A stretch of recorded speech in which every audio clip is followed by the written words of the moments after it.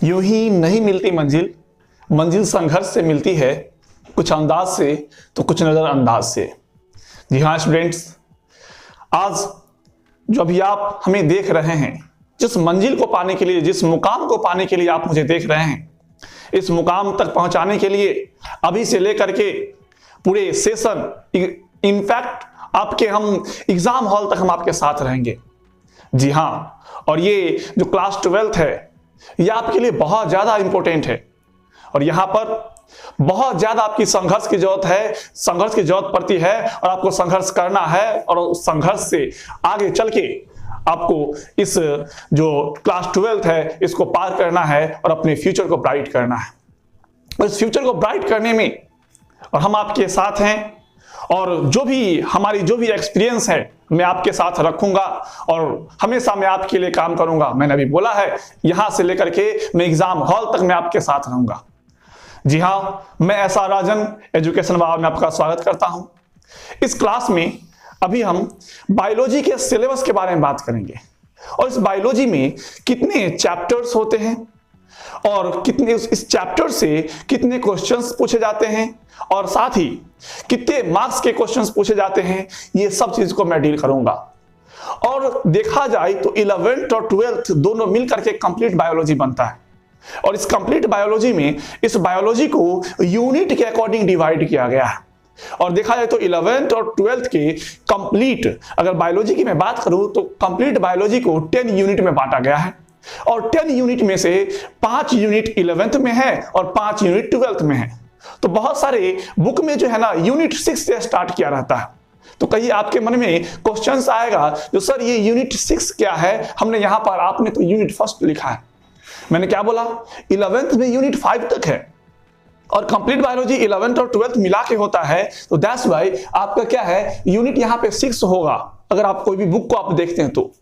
लेकिन हम यहां से बायोलॉजी सिर्फ हम अभी क्लास 12th की भी बात कर रहा हूं, तो इसीलिए हमने यहां पे इसको यूनिट 1 लिख दिया है। इसमें आपको कंफ्यूजन नहीं होना चाहिए। तो फिर आएगा सर कंप्लीट बायोलॉजी 11th और 12th का है, तो क्या हमें जो है 11th और 12th दोनों से क्वेश्चंस पूछे जाएंगे क्या? तो नहीं बच्चे, सिर्फ आपको क्वेश्चन जो पूछा जाएगा वो 12th से ही पूछा जाएगा। इसीलिए हमने यहां से यूनिट 1 से स्टार्ट करा और आपके यहां पे यानी 12th में आपका 5 यूनिट है और 5 यूनिट में जैसे कि हमने लिखा है यूनिट 1, यूनिट 2 और इधर देखिएगा तो यूनिट 3, 4 और 5th। और ये सारे यूनिट्स में क्या है, बहुत सारे जो भी चैप्टर्स हैं उसको यहाँ पे इंक्लूड किया गया है। तो हम एक एक यूनिट की मैं बात करता हूं और मैं समझाने की कोशिश करता हूं ये बायोलॉजी में यूनिट्स में कौन कौन से चैप्टर्स हैं और पढ़ना क्या क्या होता है। सबसे पहला यूनिट 1 का नाम है रिप्रोडक्शन, प्रजनन। यूनिट 1 का नाम है प्रजनन और इस प्रजनन के अकॉर्डिंग इस यूनिट 1 में 4 चैप्टर को रखा गया है, जिसमें से चैप्टर 1 का नाम है रिप्रोडक्शन इन ऑर्गेनिजम्स, जीवों में प्रजनन। यहां पे हमें पढ़ना क्या होता है, जो हमारे इस एनवायरनमेंट में, हमारे इस वातावरण में छोटे से छोटे, बड़े से बड़े, यानी कुछ ऐसे भी जीव होते हैं जिसको हम नंगी आंखों से नहीं देख सकते हैं, कुछ ऐसे भी जीव होते हैं बड़े से बड़े जिसको हम लोग आसानी से देख लेते हैं। इन जीवों में किस प्रकार से प्रजनन होती है। और सबसे पहली बात, अगर मैं प्रजनन की मैं बात करता हूं बच्चे, तो प्रजनन के बिना जीवों का अस्तित्व भी संभव नहीं है। अगर आप एक एज तक ही यहां पे आप रहते हैं और इसके बाद आपकी मृत्यु हो जाती है, अगर लगातार सबकी मृत्यु भी हो जाए तो क्या जीवन की अस्तित्व यहाँ पे खत्म हो जाएगा। तो इसीलिए प्रजनन जरूरी है। अब कैसे, ये प्रजनन के बारे में अच्छे से डिटेल से हम चैप्टर में पढ़ेंगे, गॉट इट। लेकिन फिलहाल हम यहाँ पे क्या देखते हैं, जो इस जीवों में प्रजनन में क्या होता है, हमें देखना है कि किस किस प्रकार के जीव होते हैं, उसमें प्रजनन जो होता है कौन कौन से मेथड से होता है, उसको हम यहाँ पे समझेंगे, गॉट इट। उसका चैप्टर 2 है sexual reproduction in flowering plant. Flooring का मतलब होता है पुष्पीय, ठीक है ना, पुष्पीय यानी जिसमें पुष्प होता है, वैसे पौधा जिसमें पुष्प होता है। तो इसका हिंदी में क्या होता है बच्चे, पुष्पी पादपों में लैंगिक प्रजनन, यानी जो वैसे पौधे जिसमें फूल होते हैं उसमें लैंगिक प्रजनन किस प्रकार से होता है उसके बारे में हम यहाँ पे पढ़ेंगे। यानी सीधा समझा जाए तो मैक्सिमम ऐसे प्लांट होते हैं जिसमें फूल होते हैं, तो उसमें किस प्रकार से प्रजनन होगा और प्रजनन में भी लैंगिक प्रजनन किस प्रकार से होगा उसके बारे में पढ़ेंगे। हालांकि यहां पे हम बताएंगे लैंगिक प्रजनन क्या होता है और लैंगिक प्रजनन क्या होता है, तभी हम यहां समझाएंगे आपको, गॉट इट। अगला है ह्यूमन रिप्रोडक्शन। ह्यूमन रिप्रोडक्शन यानी मानव प्रजनन। यहां हमने जाना जीवों में किस प्रकार से प्रजनन होता है, यहां हमने जाना पौधों में किस प्रकार से प्रजनन होता है, और यहां पे हम पढ़ेंगे मानव में यानी जो भी मनुष्य हैं उसमें किस प्रकार से प्रजनन होते हैं, कौन कौन से जीव भाग लेते हैं या कौन कौन सा अंग भाग लेता है, इसमें नर और मादा दोनों भाग लेते हैं। ये सारा चीज यहां पे मैं वेरीफाई करूंगा।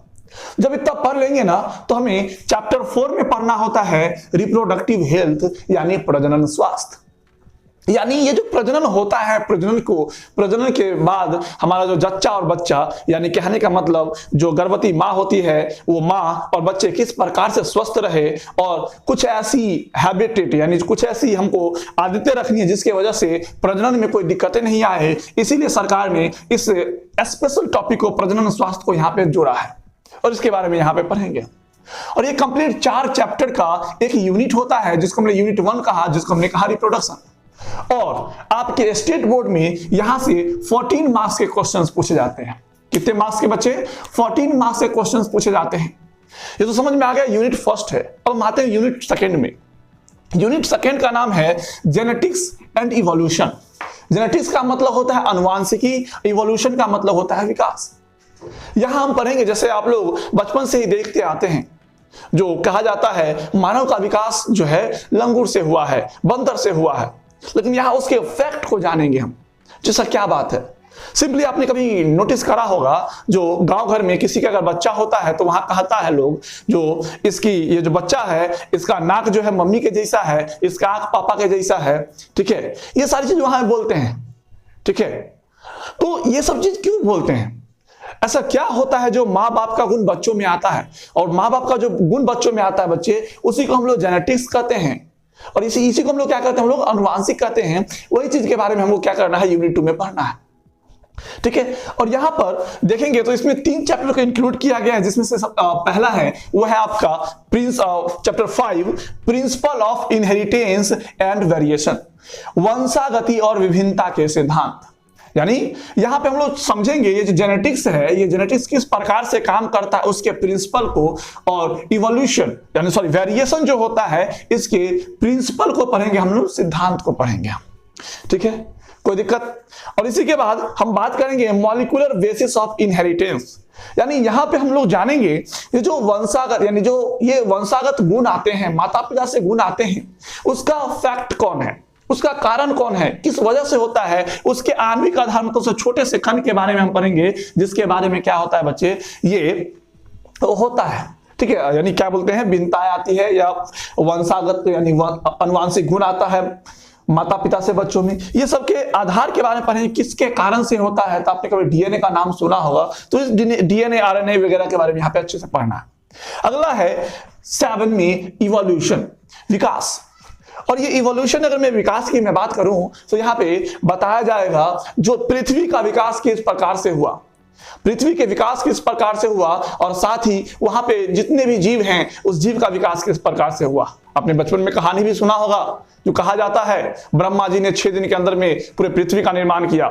कुछ लोग का तो ये भी मानना है क्या, जो सूर्य के कण निकल करके यानी सूर्य के टुकड़ा निकल करके पृथ्वी का निर्माण हुआ है। तो ये सारे रहस्य को हम लोग कहां पे, अनुवांशिक इवोल्यूशन यानी विकास में हम लोग डील करेंगे। और ये 3 चैप्टर को मिला करके बच्चे, ठीक है, यूनिट 2 होता है। और यूनिट 2 में यूनिट 2 का जो मार्क्स है वो आपको 18 मार्क्स का पूछा जाता है। कितने मार्क्स का? 18 मार्क्स का पूछा जाएगा। वही आगे मैं बात करता हूं यूनिट 3 की। तो यूनिट 3 में क्या है बच्चे, बायोलॉजी एंड ह्यूमन वेलफेयर इसका नाम है। मतलब ये जो बायोलॉजी है, जीव विज्ञान है, वो ह्यूमन वेलफेयर यानी मानव कल्याण में किस प्रकार से लाभदायक होता है इसके बारे में पढ़ेंगे। और इसके अंतर्गत भी 3 चैप्टर को इंक्लूड किया गया है, जिसमें से पहला है और चैप्टर 8, उसको हम कहते हैं ह्यूमन हेल्थ एंड डिजीज, यानी मानव स्वास्थ्य एवं रोग। यहां पे पढ़ेंगे जो मानव होते हैं, मानव का स्वास्थ्य किस प्रकार से बरकरार रह सकता है और स्वास्थ्य के लिए क्या क्या क्रियाकलाप किया जा सकता है उसके बारे में पढ़ेंगे। और साथ ही इस स्वास्थ्य को जो प्रभावित करने वाले रोग होते हैं, कितने प्रकार के रोग होते हैं, रोग किस प्रकार से हमारे शरीर के अंदर एक्ट करता है जिससे हमें रोग उत्पन्न होते हैं, ये सब चीज को हम लोग डील करेंगे चैप्टर 8 में। अगला है strategies for enhancement in food production. यहां पे इसका हिंदी होता है खाद्य उत्पादन बढ़ाने के लिए उपाय।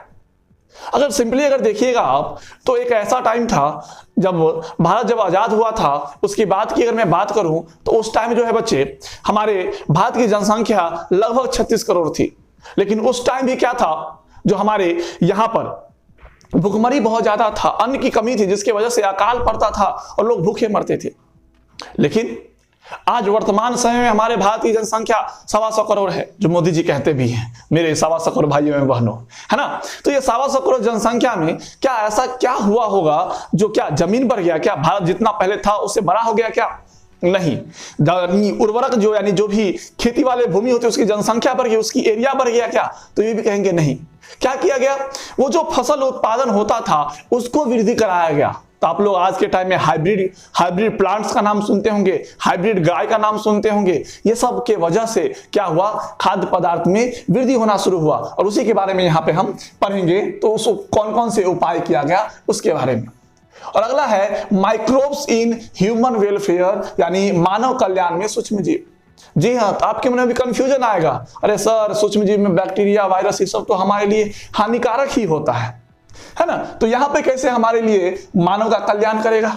जी हाँ बच्चे, मानव के कल्याण में सूक्ष्म जीव, बहुत सारे ऐसे जीवाणु हैं, सूक्ष्म जीव हैं जो हमारे लिए क्या है, हार्मफुल है, हमको बहुत ही हार्म पहुंचाता है, नुकसान पहुंचाता है। लेकिन कुछ ऐसे भी सूक्ष्म जीव हैं जिसके वजह से हम लोग क्या है, हमको वो कह सकते वो मेरा मित्र है, मित्र की तरह काम करता है। जैसे कहिएगा, जैसे सर, जैसे मैं दही के बारे में आप जानते होंगे, दही एक ऐसा है जो बिना सूक्ष्म जीव के वो जम ही नहीं सकता है, दूध से दही बन ही नहीं सकता है। तो क्या सूक्ष्म जीव काम किया कि नहीं हमारे शरीर में? बहुत सारे ऐसे एंटीबायोटिक दवाई हैं, उसका निर्माण भी जो क्या होता है बच्चे, सूक्ष्म जीव से भी होता है। ठीक है, तो इस प्रकार से यहाँ पे हम जानेंगे, अच्छे से डिटेल से जानेंगे कि किस प्रकार से ये सूक्ष्म जीव काम करता है उसके बारे में। अगला है यूनिट 4। यूनिट 4 जो है, इसको कहते हैं बायोटेक्नोलॉजी एंड इट्स एप्लीकेशन, यानी जैव प्रौद्योगिकी एवं उनके उपयोग। ये जो है एक न्यूली ब्रांच है बायोलॉजी के लिए। न्यूली ब्रांच मतलब सबसे नवीनतम शाखा कहा जाए तो ये आपका बायोटेक्नोलॉजी होता है। और इस बायोटेक्नोलॉजी में आप देखिएगा तो यहाँ पे बहुत सिंपली कहा जाए तो यहाँ पे बायो मतलब बायोलॉजी, या टेक्नोलॉजी का मतलब है तकनीक। यहाँ पे जिस तरह से सिंपली समझ लो तो इंजीनियर लोग जो टेक्निक यूज करते हैं, टेक्नोलॉजी का यूज करते हैं, उस टेक्नोलॉजी के द्वारा बायोलॉजी के साथ मिला करके एक नया ब्रांच का निर्माण किया गया, जिसको क्या कहते हैं हम लोग, बायोटेक्नोलॉजी कहते हैं। और आज के टाइम वर्तमान समय में बहुत सारे ऐसे दवाई हैं, बहुत सारे ऐसे रोग हैं, उसका इलाज जो होता है बायोटेक्नोलॉजी के द्वारा ही होता है। तो इसके बारे में जब वहां चलेंगे तो अच्छे से पढ़ेंगे। फिलहाल यहाँ पे शॉर्ट इंफॉर्मेशन मैं आपको देना चाहता हूं। सॉरी, हम थोड़ा सा भूल गए, यूनिट 3 से जो है आपको 14 मार्क्स का क्वेश्चन पूछा जाएगा। ठीक है, हम लिख भी दिए हैं, आप देख सकते हैं। और यूनिट अगर मैं 4 की मैं बात करूं तो इसमें 2 चैप्टर है। पहला है बायोटेक्नोलॉजी प्रिंसिपल एंड प्रोसेस, यानी जैव प्रौद्योगिकी के सिद्धांत एवं प्रक्रिया। यहाँ पे इंट्रोडक्शन दिया हुआ है, बताया गया है जो बायोटेक्नोलॉजी होता क्या है, और इसमें कौन कौन से प्रिंसिपल काम करते, कौन कौन सा सिद्धांत काम करता है, और इसमें कौन कौन सी प्रक्रियाएं होती है। मतलब जीरो से लेकर के पूरा स्टेप बाय स्टेप यहाँ बताया गया जो बायोटेक्नोलॉजी होता कैसे है, किस किस प्रकार से इसका निर्माण हुआ, हिस्ट्री से लेकर के यानी इतिहास से लेकर के पूरा वर्तमान तक के हर एक चीज के बारे में यहाँ पे बायोटेक्नोलॉजी के इंट्रोडक्शन के बारे में पढ़ना। जब इंट्रोडक्शन पढ़ लेंगे और इसका ये प्रोसेस, ये काम कैसे करता है वो पढ़ लेंगे, तो चैप्टर 12 में हमको पढ़ना है बायोटेक्नोलॉजी एंड इट्स एप्लीकेशन। यानी यहां पे हम जानेंगे बायोटेक्नोलॉजी का उपयोग किस प्रकार से होता है, जैव प्रौद्योगिकी और अनुप्रयोग इसका उपयोग किस प्रकार से होता है, और कहां कहां कौन कौन से क्षेत्र में इसका उपयोग होता है उसके बारे में पढ़ेंगे। और मुख्य रूप से देखा जाए तो वर्तमान समय में 2 क्षेत्र में अत्यधिक यूज होता है बायोटेक्नोलॉजी का। नंबर 1 होता है कृषि के क्षेत्र में, और नंबर 2 होता है कृषि के साथ होता है मेडिकल क्षेत्र में। ये 2 क्षेत्र में बायोटेक्नोलॉजी का बहुत ज्यादा यूज होता है। ठीक है, वही अगर मैं बात करता हूं यूनिट 5 की, तो यूनिट 5 के इसको जान लीजिए, इससे आपको 10 मार्क्स के क्वेश्चंस पूछे जाएंगे। ठीक है, ये 2 चैप्टर से। आगे मैं बात करता हूं यूनिट 5, और यूनिट 5 का नाम है इकोलॉजी एंड एनवायरनमेंट, यानी पारिस्थितिकी और पर्यावरण। सीधा कह सकते हैं तो ये यूनिट 5 में जो है हमें एनवायरनमेंट के बारे में पढ़ना है। एनवायरनमेंट कहने का मतलब है पर्यावरण के बारे में, और यहाँ पे पर्यावरण में जो जो चीजें होती हैं वो सब के बारे में यहाँ पे हमको इंफॉर्मेशन लेता है। और इससे भी क्या है 14 मार्क्स के क्वेश्चन पूछे जाते हैं। जैसे अगर मैं सिंपली में बात करूं, इसके अंदर 4 चैप्टर है। पहला है ऑर्गेनिज्म इन पॉपुलेशन, यानी यहां पे हम जानेंगे जीव और उनके समष्टि के बारे में, जीव और उनके जनसंख्या के बारे में हम यहां पे हम बात करेंगे, ठीक है। और उसके बाद अगला है इकोसिस्टम, यानी पारिस्थितिकी तंत्र। जो पारिस्थितिकी तंत्र क्या होता है उसके बारे में यहां पे हम बात करेंगे। अगला है बायोडायवर्सिटी एंड कंजर्वेशन, यानी जैव विविधता एवं संरक्षण, यानी हमारे यहाँ पे जितने भी जीव हैं उसमें किस प्रकार से विभिन्नताएं पाई जाती है उसके बारे में जानेंगे, और उसको किस तरह से बचाया जा सकता है, क्योंकि वर्तमान समय में बहुत सारे जीव क्या हो रहे हैं, नष्ट हो रहे हैं, विलुप्त हो रहे हैं, किस प्रकार से बचाया जाएगा उसके बारे में यहाँ पढ़ेंगे। और अगला है आपका इन्वायरमेंटल इशू, पर्यावरणीय मुद्दे। हम जो इस एनवायरमेंटल में रहते हैं तो वर्तमान समय में सबसे बड़ा अगर मुद्दा अगर इशू है तो वो है अपना क्या है, वो पॉल्यूशन है, प्रदूषण है। किस किस प्रकार के प्रदूषण होते हैं और प्रदूषण को किस प्रकार से रोका जाना चाहिए, ये सब स्ट्रेटजीज को हम यहाँ पे हम डिस्कस करेंगे। ये आपके 16 चैप्टर्स में से 16 चैप्टर्स जो है यहां से आपको टोटल 17 मार्क्स का क्वेश्चन पूछा जाएगा। तो अगर किसी बच्चे को कंफ्यूजन होगा सर 70 नंबर का ही बायोलॉजी होता है, तो नहीं बच्चे, 30 नंबर जो है आपको 30 नंबर आपका प्रैक्टिकल का होता है जो आपको स्कूल के थ्रू मिलता है। तो हमें पढ़ाना कितना होता है, मात्र 70 मार्क्स को हमको पढ़ाना होता है, ठीक है। तो अभी हम समझ लिए जो बायोलॉजी का एक सिलेबस में कितने चैप्टर होते हैं और उस चैप्टर से कितने नंबर के क्वेश्चंस पूछे जाते हैं। अब हम बात करते हैं ये क्लासेस हम करेंगे कैसे, ये चैप्टर्स को हम खत्म कैसे करेंगे। तो बच्चे इसके लिए सबसे पहले आपको काम क्या करना है, सबसे पहले आपको एजुकेशन बाबा एप्लीकेशन डाउनलोड करना है। और डाउनलोड करने की मैं बात कर रहा हूं तो जानते ही हैं डाउनलोड कहां से करना है, तो गूगल प्ले स्टोर पे जाना है और आपको सर्च करना है एजुकेशन बाबा और एप्लीकेशन को आपको डाउनलोड कर लेना है। और जितने भी क्लासेस हैं ये सारे के सारे क्लासेस मैं एजुकेशन बाबा एप्लीकेशन पे दूंगा। और साथ ही यूट्यूब चैनल, ठीक है। आप कहेंगे सर यूट्यूब चैनल कौन है, तो एजुकेशन बाबा के नाम से यूट्यूब चैनल भी आता है, जो आप सर्च कीजिएगा या जो अभी आप देख रहे हैं तो पता चल ही रहा होगा, ठीक है। तो यूट्यूब चैनल पे भी क्लासेस होंगे, लेकिन कंप्लीट क्लासेस जो है आपको कहां पे, तो एप्लीकेशन पे होना है। तो मुद्दा ये उठता है भाई साहब, ये कंप्लीट कोर्स में होगा क्या क्या, ठीक है। तो ये पूरे कंप्लीट कोर्स में आपको होना क्या है, सबसे पहले आपको लाइव और प्लस में रिकॉर्डेड क्लास वीडियो मिलना है, ठीक है। क्या मिलेगा आपको, लाइव भी क्लास मिलेगा और लाइव के बाद जो है आपको रिकॉर्ड किया हुआ क्लास आपके सिलेबस में, आपके जो आप जो कोर्स परचेज कीजिएगा उसमें रहना ही रहना है। और ये कोर्स की मैं बात कर रहा हूं, ये कोर्स आपका पेड होगा, ठीक है बच्चे, क्या होगा, पेड होगा। और सबसे पहले तो मैंने बता दिया जो क्या है, आपको यहाँ पे लाइव प्लस में रिकॉर्डेड क्लास वीडियो आपको मिल जाना है। और साथ ही जब आप क्लास कर लेते हैं तो आपको यहाँ पे नोट्स मिल जाएगा, वो पीडीएफ के फॉर्मेट में, ठीक है। ये नोट्स जो है चैप्टर वाइज आपको नोट्स मिल जाना है, ठीक है, जिसमें आपको हैंड रिटन भी रहेगा और साथ में टाइप किया हुआ नोट्स भी आपको मिल जाए, जिससे आप आसानी से समझ सकते हैं और आसानी से अपनी क्या कर सकते हैं, रिवीजन करने में जैसे आपको आसानी हो, नोट्स बनाने आपको आसानी हो इसलिए। और साथ ही जब इतना कर लीजिएगा तो चैप्टर वाइज आपको क्विज टेस्ट मिलेगा, ठीक है। और क्विज भी मिलना है और साथ ही आपको टेस्ट भी मिलना है, जो मन करे वो कर सकते हैं। और साथ ही हम लोग क्या है, ऑब्जेक्टिव और सब्जेक्टिव दोनों फॉर्मेट में आपसे मैं टेस्ट लूंगा, वो भी चैप्टर वाइज।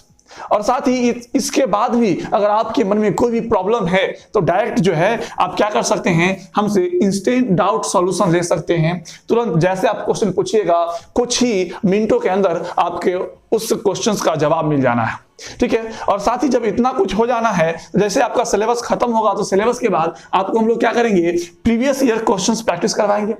यानी आपके स्टेट बोर्ड में आज तक जितने भी क्वेश्चंस पूछे गए हैं हर एक क्वेश्चंस को, ठीक ना, और कौन कौन से चैप्टर से पूछा गया वो सबको यहाँ पे प्रैक्टिस करवाएंगे। और उसके बाद आपको लास्ट में, ठीक है, अलविदा नहीं, विदा करने से पहले हम लगभग, मेरा टारगेट है कि मिनिमम कम से कम 5 मॉडल सेट बायोलॉजी का मैं आपको यहाँ से रिवीजन करवा के, प्रैक्टिस करवा के मैं आपको भेजूं। तो अब आपके मन में आएगा जो सर ये कोर्स का ड्यूरेशन, यानी ये कोर्स कंप्लीट कब तक होगा बच्चे, ये कोर्स कंप्लीट आपको हम अक्टूबर तक करके दे देंगे, लेकिन अक्टूबर के बाद भी आपको हमारे साथ बने रहना है, क्योंकि मैंने बोला है आपको मैं आपको एग्जाम हॉल तक लेके जाऊंगा, तो वहां तक आपको मैं उसके बाद आपको रिवीजन प्लस में टेस्ट सीरीज वगैरह बहुत कुछ आपको मैं दूंगा, जिसकी आप एक्सेप्टेशन यानी आप आशा नहीं कर सकते हैं। ठीक है, इतना जब समझ में आ गया, ठीक है, तो आपके मन में आएगा जो सर आप कौन से बुक को फॉलो करते हैं, या मैं कौन सा ऐसा बुक खरीदूं जिससे मैं पढ़ सकता हूं। तो बच्चे आप घबराइए नहीं, बुक खरीदने की तो बात सोचिएगा भी नहीं। मैंने कहा आप कोई भी पब्लिकेशन का बुक उठा लो, ठीक है, आप कोई पब्लिकेशन का बुक उठा लो या आप एनसीईआरटी देख लो, तो कभी भी आपको हमेशा जो यहाँ पे है आपके स्टेट से, स्टेट जो बोर्ड है उससे थोड़ा सा ज्यादा ही मिलना है। आप किसी पब्लिकेशन को उठा करके देख लीजिएगा, मेरा जो पढ़ाया हुआ रहेगा उस पब्लिकेशन से 1-2 टॉपिक ज्यादा ही होना है, कम नहीं होना है। ये मेरा ये 5 साल का एक्सपीरियंस बोलता है, ठीक है। और साथ ही अगर आप कोई बुक को फॉलो कर सकते हैं, कोई इश्यू नहीं, क्योंकि इतना देंगे जो आप बुक पढ़ना ही छोड़ दीजिएगा, ठीक है। तो अब कहिएगा सर ये सब तो समझ में आ गया, लेकिन हम करें कैसे। तो यहाँ पे आपको नंबर दिख रहा होगा, यहां से भी नंबर से आप कांटेक्ट कर सकते हैं, और वीडियो के नीचे में भी आपको वीडियो क्या है नंबर दिख रहा होगा, वहां से भी आप कांटेक्ट कर सकते हैं। और साथ ही अगर ज्यादा इंफॉर्मेशन चाहिए बच्चे तो क्या कीजिए, आप प्ले स्टोर पे जाइए, एजुकेशन बाबा के प्ले स्टोर पे जाइए, सॉरी आप गूगल प्ले स्टोर पे जाइए, वहां से एजुकेशन बाबा एप्लीकेशन को डाउनलोड कीजिए, और देखिए किस तरह से ये एप्लीकेशन को जब आप ओपन कीजिएगा तो किस तरह से स्क्रॉल करके जाइएगा, तो वहां भी नीचे में नंबर है, और साथ में सारे कोर्स आपको वहीं पर दिख जाएगा। आप आसानी से वहां से कोर्स को परचेज कीजिए और हमारे साथ जुड़िए, और अभी से लेकर के एग्जाम तक बने रहिए। और साथ ही मैं वादा करता हूं, मैं पर डे मैं 2 घंटा मांगता हूं। बायोलॉजी में आप मुझे 2 घंटा दीजिए, और इसी 2 घंटे में मैं यानी 50 से लगभग 1 आवर के बीच में आपका मेरा ये क्लास का वीडियो होना है, ठीक है। क्लास का लेक्चर होगा, उसको आप अटेंड कीजिए, और साथ ही बस आप 30 मिनट्स क्या कीजिए, रिवीजन कीजिए, और 30 मिनट्स में क्या कीजिए, आप लोग नोट्स बनाइए, ठीक है। और इतना आप करते हैं, और साथ ही मैं chapter wise question, subjective objective सब दूंगा। अगर आप इतना करते हैं तो बायोलॉजी में अगर आप यहाँ पे मैंने 70 मार्क्स कहा, अगर ईमानदारी से अगर आप करते हैं तो 70 में 69 तो कोई नहीं रोकेगा। अब 70 भैया एक नंबर तो किसी का भी गलती हो सकता है, लेकिन मैं 69 की मैं गारंटी लेता हूं, लेकिन विश्वास मेरा और ईमानदारी से काम आपका होगा तो ये 69 कोई नहीं रोकेगा, ठीक है। इसीलिए आप हमारे साथ जुड़िए, और फिर हम नेक्स्ट क्लास में मिलते हैं, तो फिर हम आगे की मैं बात करता हूं। आज के लिए इतना ही, थैंक यू।